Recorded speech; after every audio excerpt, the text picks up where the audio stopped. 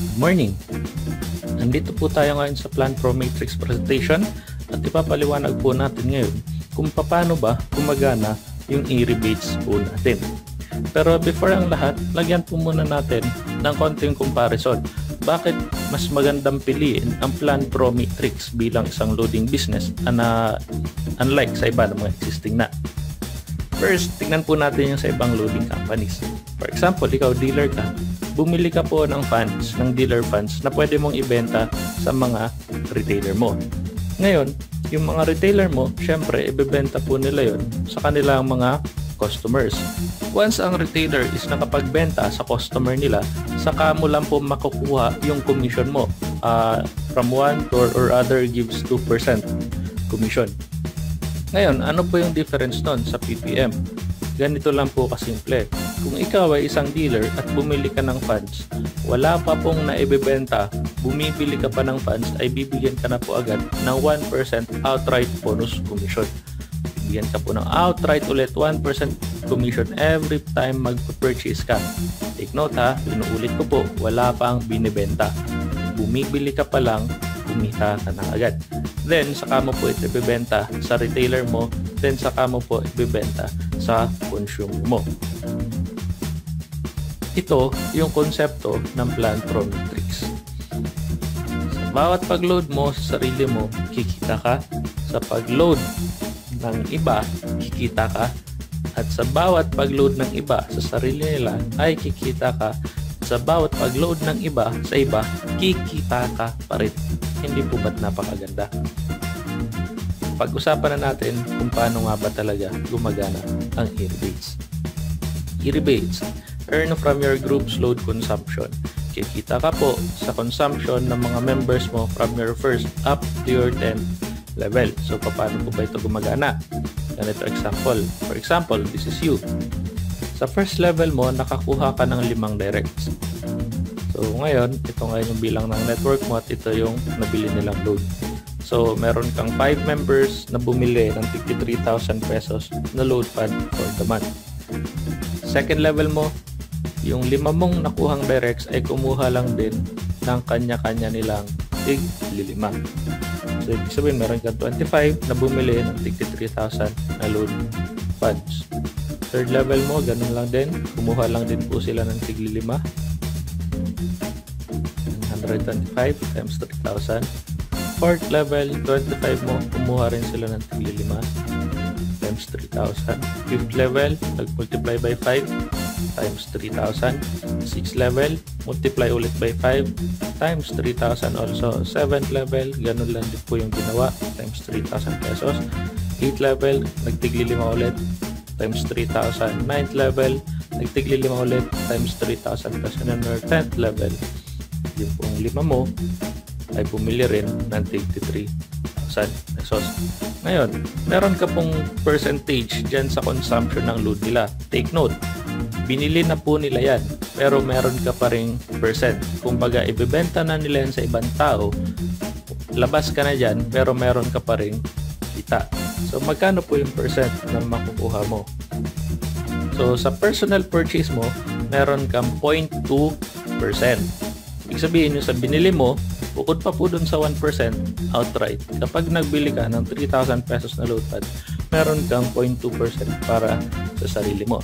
Ngayon, sa first level mo, meron kang 0.1%, second is 0.1%, third is 0.1%, 0.05 para sa 5th level, 0.05 sa 6th level, 0.06% 7th level, 0.7% sa 8th level, 0.7% sa 9th level, and 0.1% sa 10th level mo.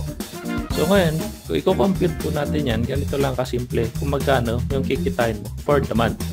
So sa first level mo, kikita ka ng 15 pesos. Maliit. Pero sa first level mo lang po yan. Okay lang yan. Kasi unang-una, saan ka makakahanap ng income na wala ka nang ginawa, kumita ka pa rin sa legal na paraan.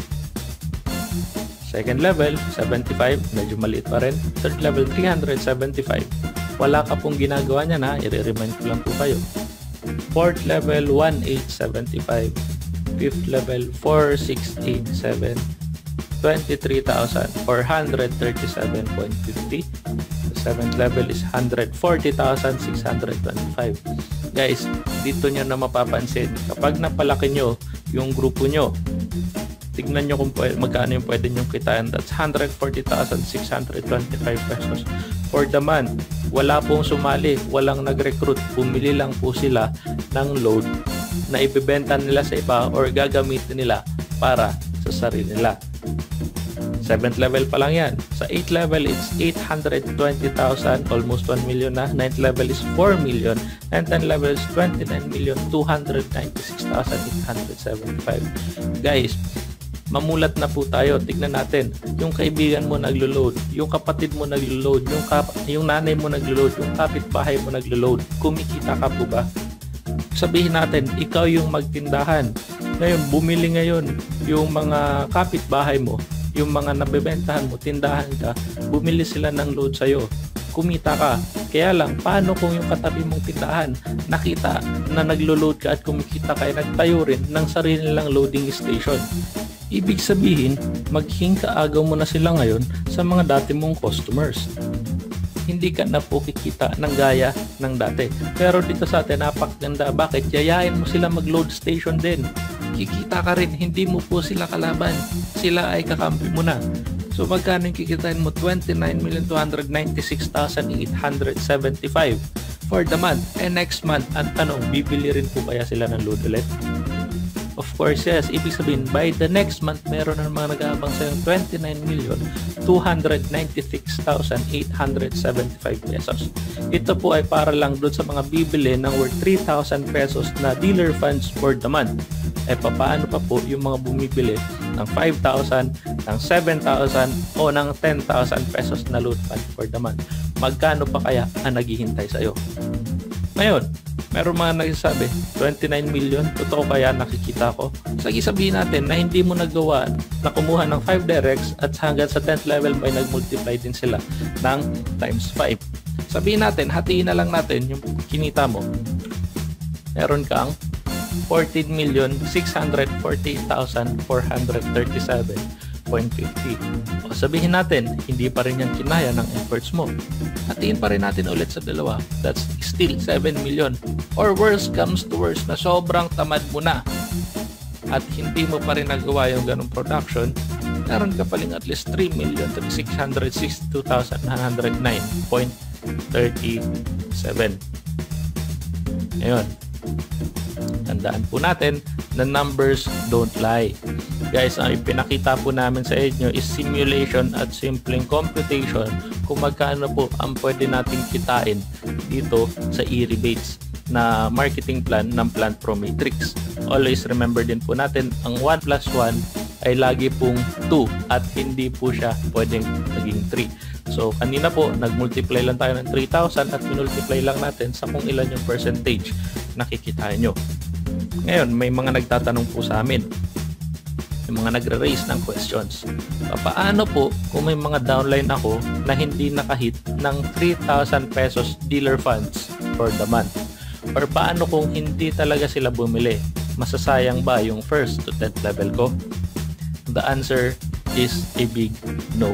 Hindi po masasayang yon dahil meron po tayong system na ikinabit sa ating e-rebates. Yun po ay ang tinatawag na dynamic compression. Paano tumatakbo ang dynamic compression? Ganito lang po kasimple. Bigyan namin kayo ng isang visual example.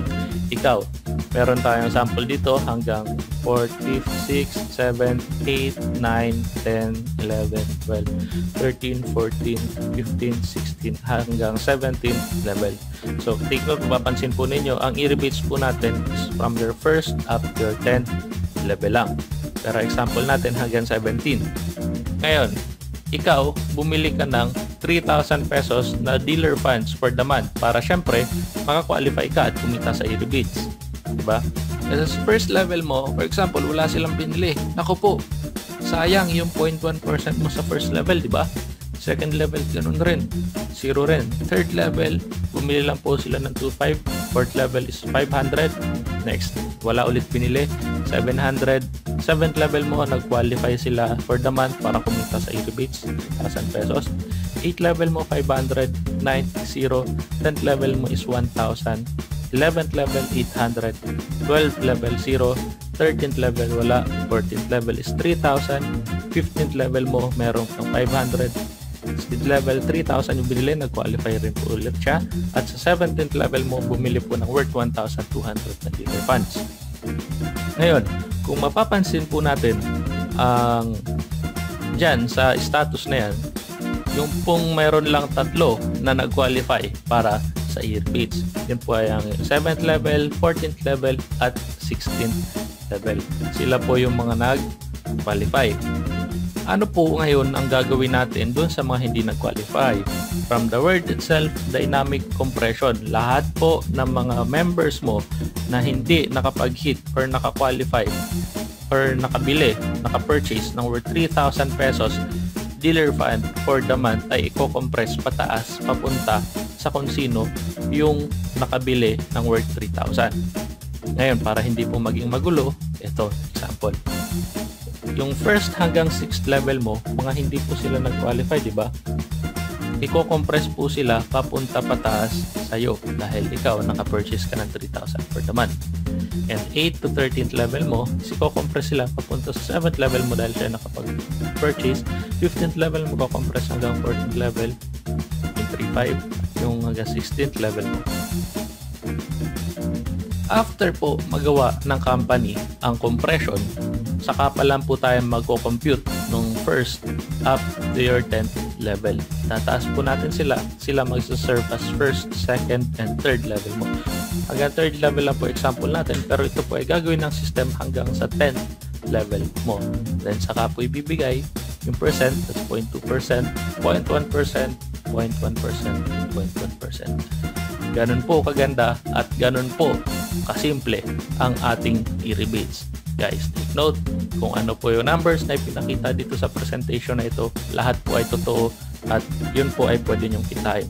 So kung gusto nyo pong kumita at gusto nyong maging mayaman, gusto nyo maging milyonaryo sa larangan ng loading, mag-Plan Pro Matrix na po kayo. Huwag na po kayo magdalawang isip. Tara, sali na.